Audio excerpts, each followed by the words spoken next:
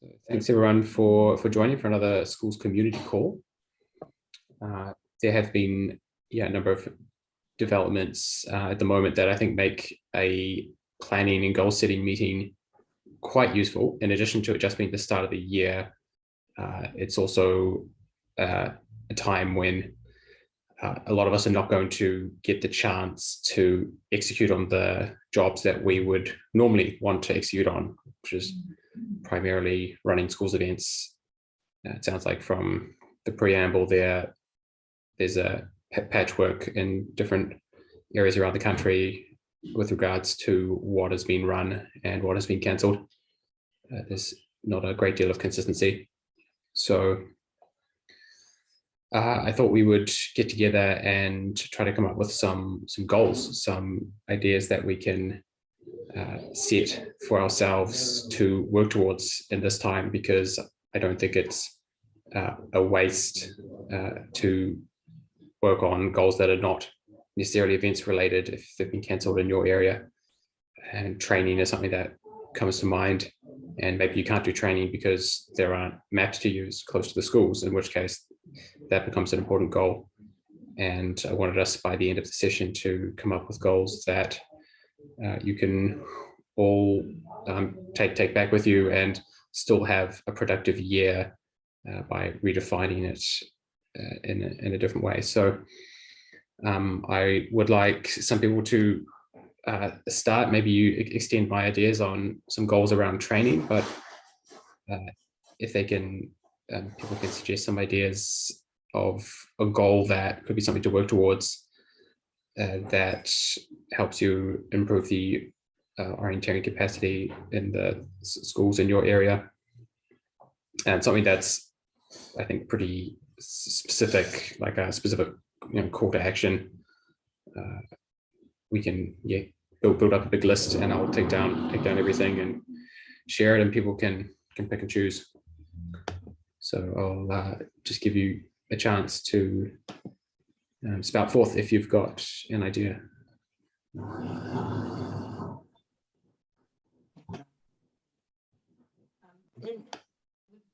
got a club meeting on a Thursday night, but the schools in Auckland, because of the the sprint series being cancelled in the schools, we are trying to sort out a map run activities and a permanent course using just stickers in the parks close to the schools where we were going to run the sprint series, so that the school can't take their kids out because they're not allowed to, but the students could go and do those courses after school with a friend or with their parents or in groups, and we don't have to get permission or anything because it's a map run, so we've put nothing out there, and we've put stickers out through COVID before for the kids, and then they just download the map off our club website, and so they can go training.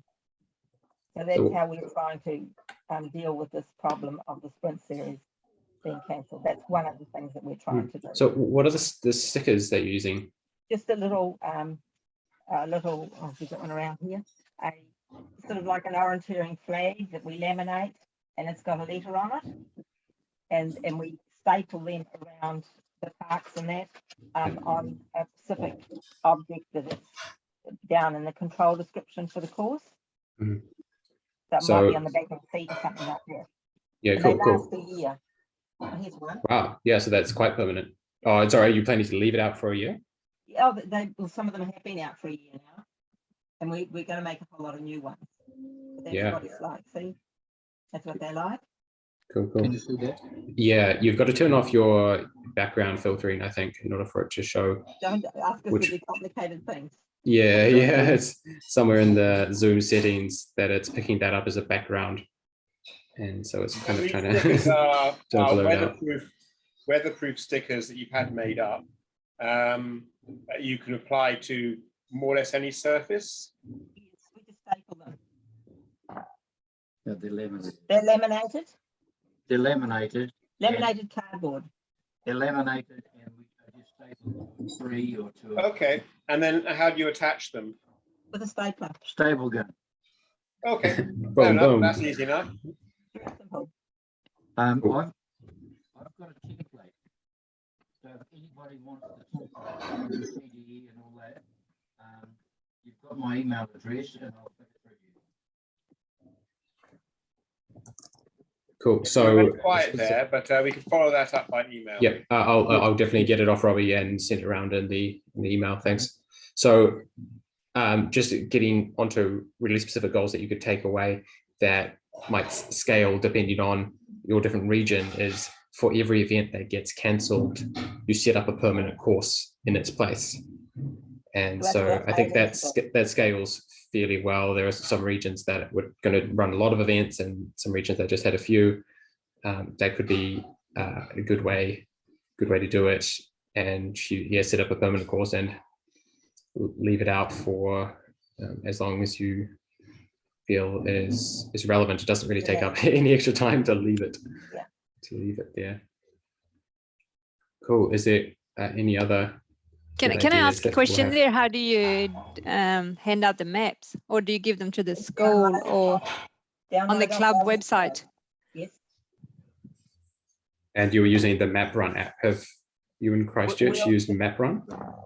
That's what we haven't yet, but that's what we're aiming to do, and we're doing a training tomorrow night for all the people in that Auckland group, trying to teach us all how to do it and how to set it up. And Cameron Delisle is going to try and geo-reference our maps for us, so it can work. But we're still in the process of trying to deal with that.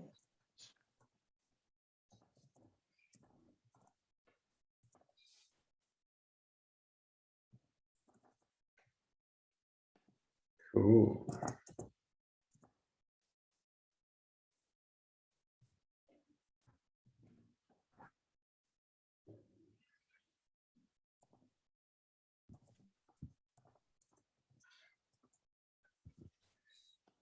Are there any other style events that people are planning to run during this period of time?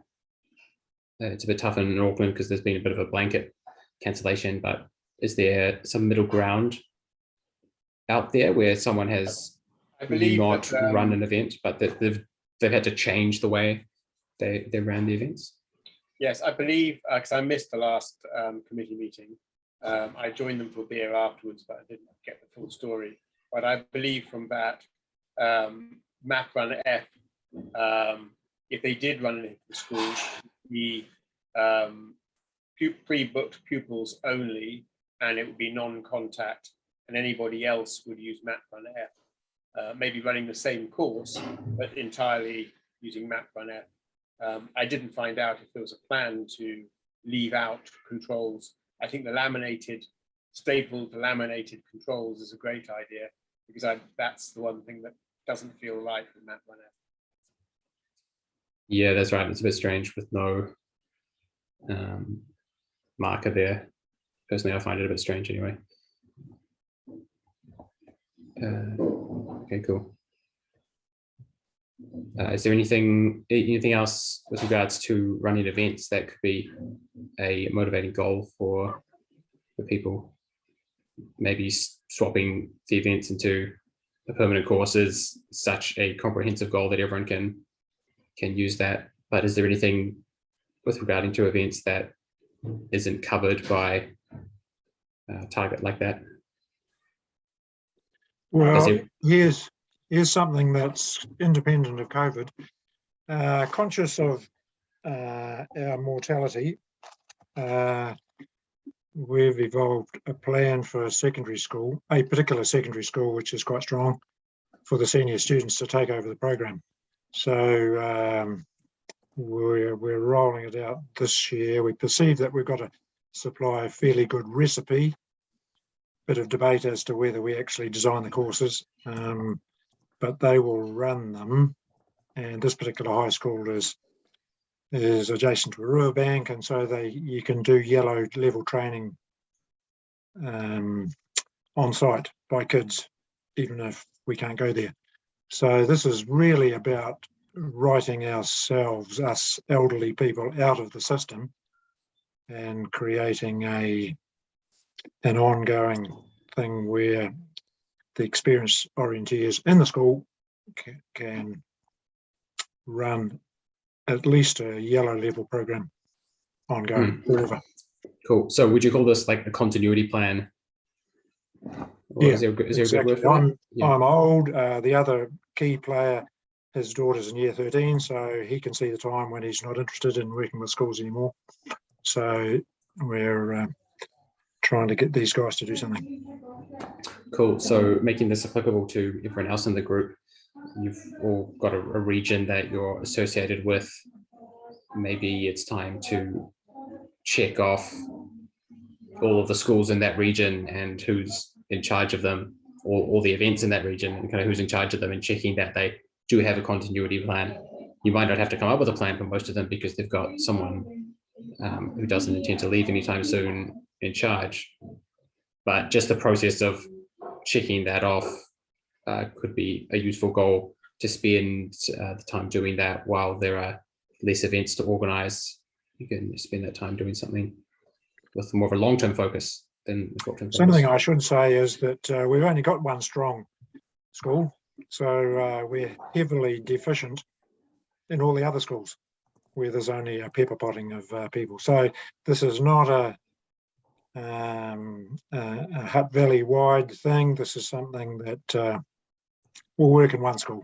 Anyway, what you've got, you deal with.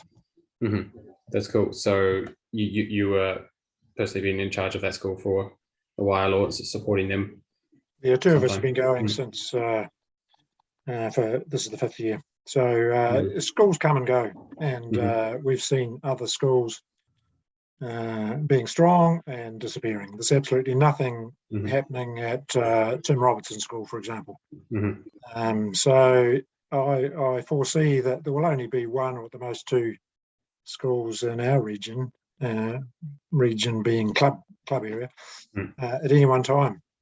Be nice if there were more, but anyway, at least the one we've got at the moment is a big one. Cool. All right, come up with a continuity plan for the schools in A particular school. Yeah, a particular school. Seize the thing that works. Yeah. Cool, that's a good one.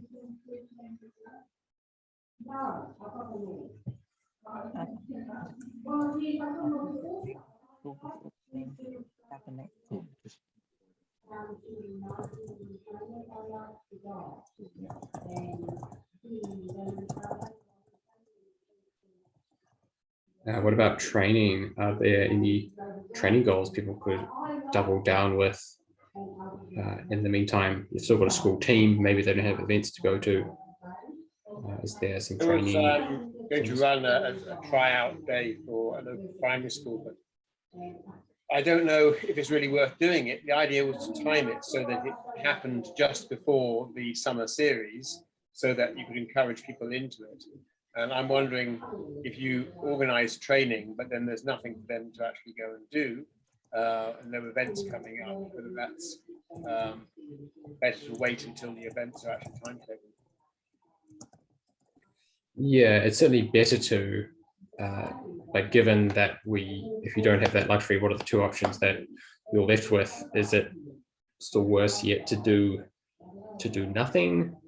Maybe it's just too much volunteer effort. You'd have to think about your region. Getting into a school and doing training is probably going to be a one-off per year. Therefore, if you do it now, and then there's sort of many months before there's any events actually available for people, then it's better to wait for training and better to wait and time the training to be just before the events are definitely back on. So yeah, when might events be back on, or are there events in other regions? It's kind of hard to say. So maybe those of us who are more optimistic might choose to set a goal to run training events to keep interest in orienteering until there is an event on.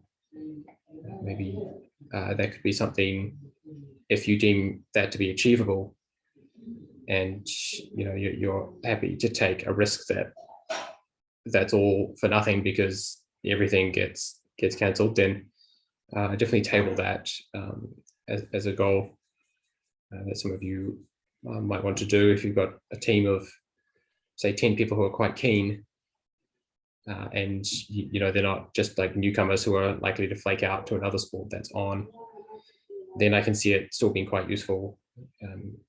There are people who are tied into the club scene and are probably not going anywhere quickly just because other sports are on. Maybe you can continue to build a team around some core permanent team members by running training events in your local parks.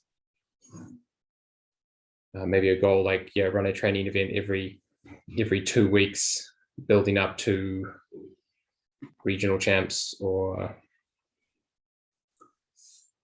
nationals. It does set you a pretty long runway. And maybe that's not possible because of mapping, which is another one that I wanted to bring up. But has anyone else got any thoughts of training before we move on to the mapping? Biggest problem at the moment is not only can we not get into schools, our forest is closed.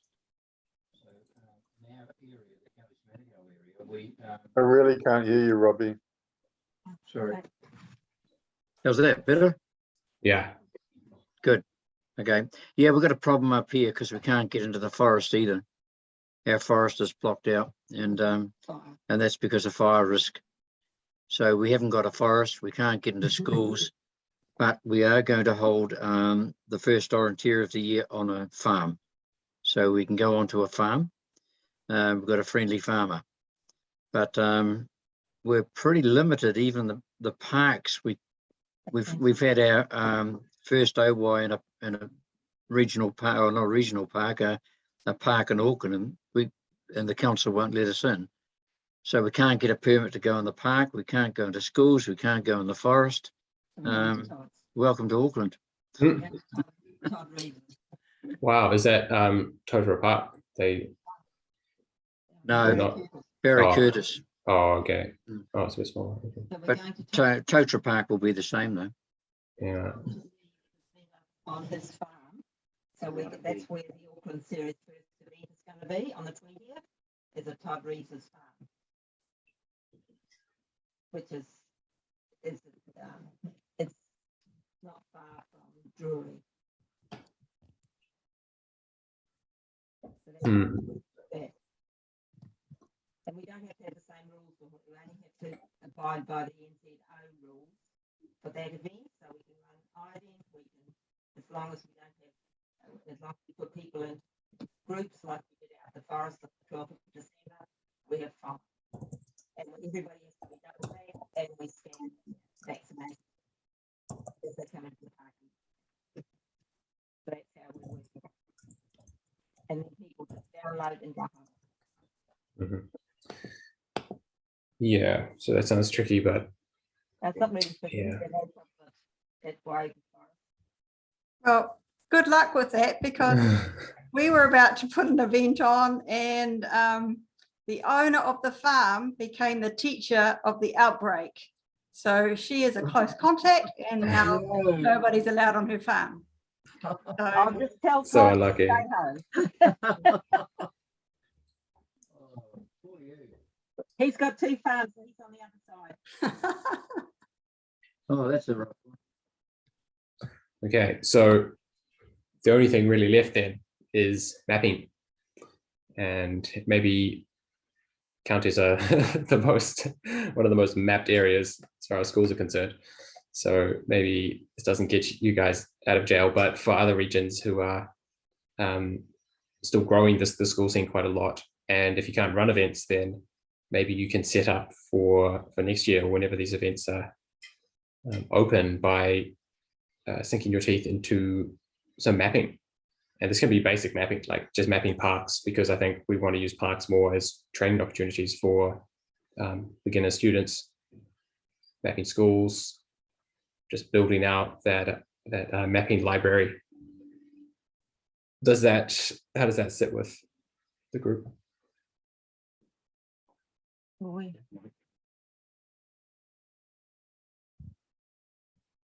Yeah, well, at the moment we have a frenzy on camps.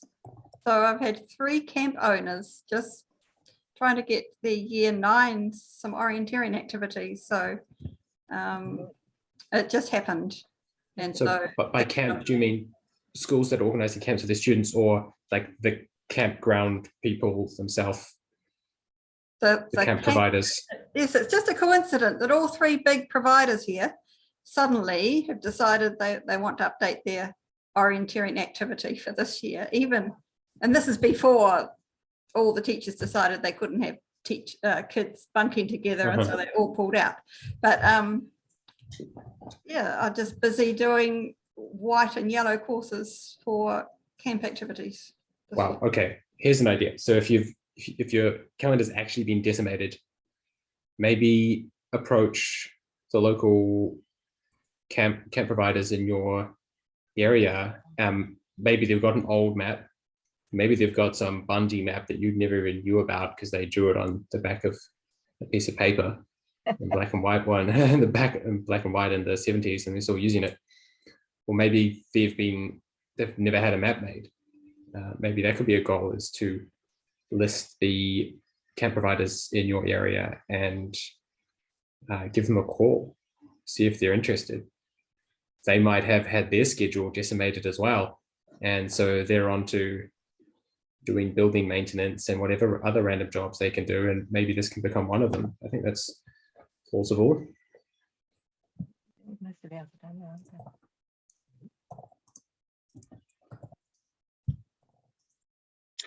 Yeah, I think mapping every school that there is a worthy goal. I'm ahead of the need in my area because we haven't done that much use of primary schools. But anyway, I foresee that the time when we can't use anything else. People don't want to put up their hands to run fancy things like OYs with a range of courses and that kind of thing. Well, I just have to learn to live with simple things that run around the streets and dip into a school where there's a little cluster of detail.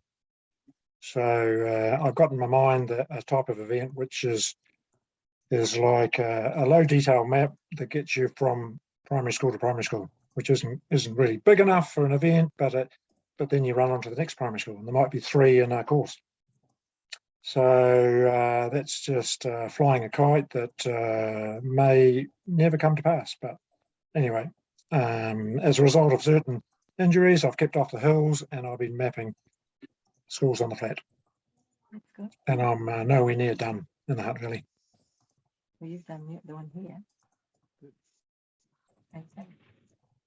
On Yeah, the same, that's great that you're staying ahead of the game, because I think that's quite likely those maps will get used at some point.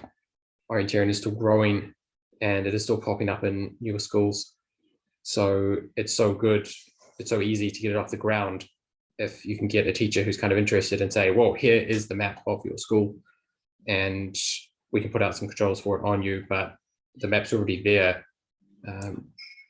That could be crucial for just getting that initial momentum at a school and starting it off. yeah, well, on the 27th of March, I've got this big Rogaine going here, and I've mapped all of Pukekohe. Yeah. While I can't go, as Mike just said, I can't go into the schools because they've got a great big fence around each one of them, big high fence.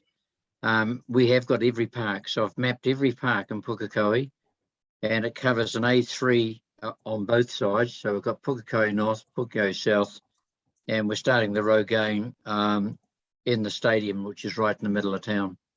So that could be a really exciting event with 70 people starting every half hour. Keep the numbers down. Yep. Yeah. Yeah, Yeah. just 70 people starting in a 3-hour Rogaine. Interesting you talk about the big high fences. I just sneak into schools on the weekend when there's nobody there. Haven't asked, but then I know that down the track we'll field an inquiry from some random school that says, oh, such and such a teacher's interested in an orienteering thing.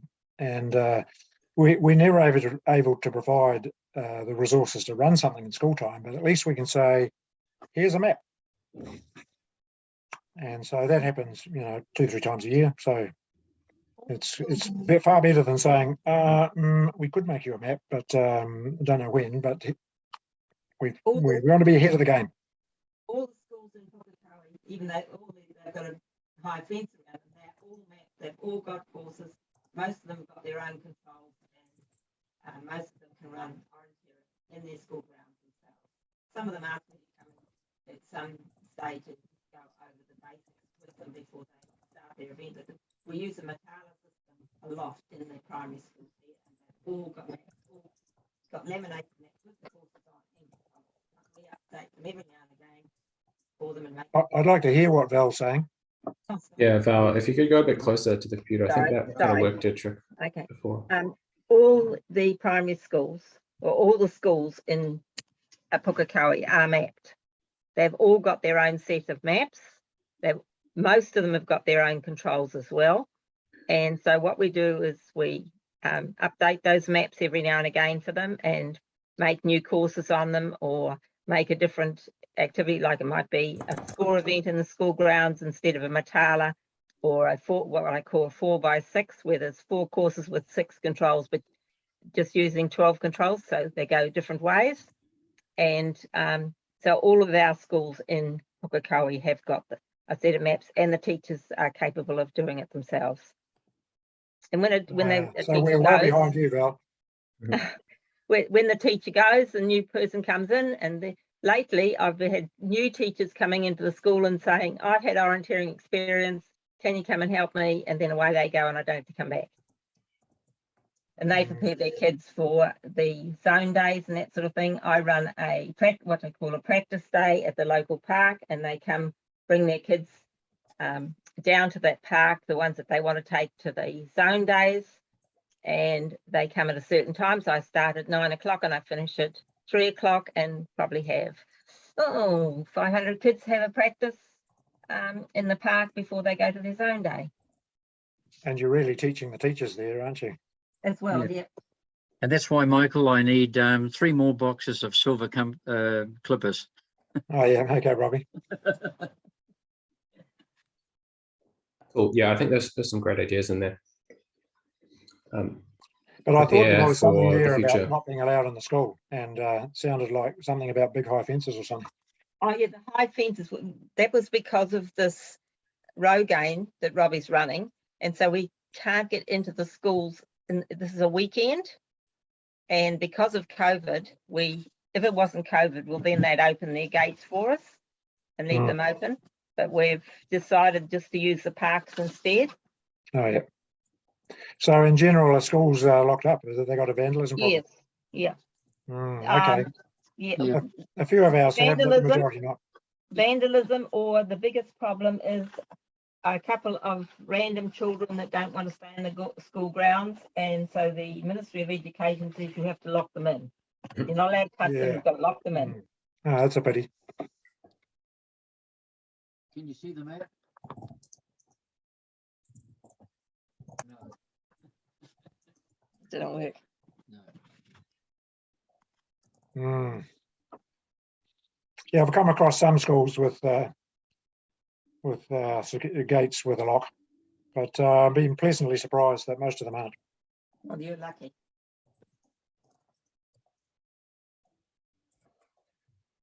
So I've got a bunch of ideas listed down for goals that we might want to achieve over this period. Is there anything else, any other ideas that people have had over this period of time?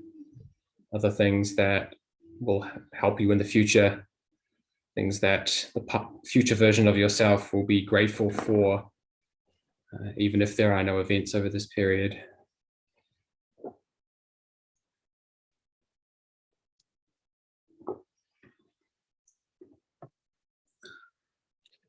I talked about a program for the yellows, and we've got to extend the oranges and reds. And we haven't got so many that we can't get them to little trainings on our little small but testing areas. So I'm hopeful that, I mean, we're talking about a dozen or 20 or something like that. I think I haven't heard what's happening to the Wellington program, but I'm sure that we can get a dozen to 20 to training activities whenever a gap crops up, and this year there might be more gaps than normal. Yeah, so run some training events on, so yes, it's suitable for orange and red school kids on anything, right? Like at this point, we can't be too fussy. Anything that gets people together, even just to say hi to other people and get that social benefit, that's really the glue for orienteering. That could be really important as well. So not just focusing on the convenience of sprint training, but trying to get people out to local areas. It's pretty convenient in Wellington and Hutt Valley, isn't it? We've got all these public areas just on the verge of town that are not the greatest maps, but very accessible.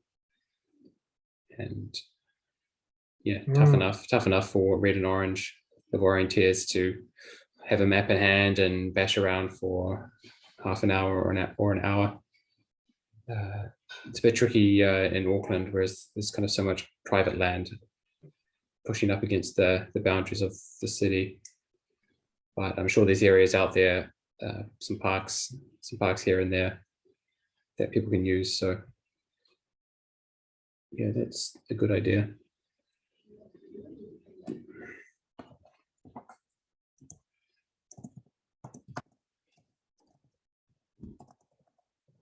Cool. Well, if I've got this list here that I'll send out. Final call for any other ideas that you might want to share to motivate others. Robbie, how are plans going for the New Zealand Secondary Schools Champs? Because in terms of my region, I think a lot of kids are really looking ahead towards that, in terms of there's not things happening, but they want to start looking for that. Just wondering. Put $10 into my account and I'll send you the map. Is that all? Wow. The sprints are all the venues are all done, and so the course planning is well underway. And you've gone back to them given the current climate, and they're all happy. Cool. We're all okay at this stage. That's great. Yeah, we're just going. We've got the last landowner for the Nationals, just to tick the box there, and hopefully then work it out with ONZ. But yeah, we're a similar boat at the moment. That's all. Yeah. Okay. I hope it comes off, because we've entered. Yeah, well, now that we've got your $10, we better run it. You're not going to get the map though. I'll send you my box number. You send me the map. Now remember, at our age grade, you've got to give me transport to the start. IOF rules. Well, the way that we're running it is because it will be extremely transactional, rather than a lot of the bells and whistles. We're trying to make sure that the starts and the finishes are quite close. A little bit of a walk so that we don't get congregation, but then not too far away. Yeah. Good. Looking forward to it. Cool. Well, thanks everyone for coming on this call. I hope you've got some ideas from that. I'll send out an email with a summary of those ideas. Hopefully that can help give some direction to all of us in our different situations over the next few months. And we'll be back next month with a guest lined up, so we can hear about some of the coaching work that they've done in the past, and yeah, just learn in a similar way to how we've done in some of the previous meetings. Cool. Thanks, everyone. Bye, everyone.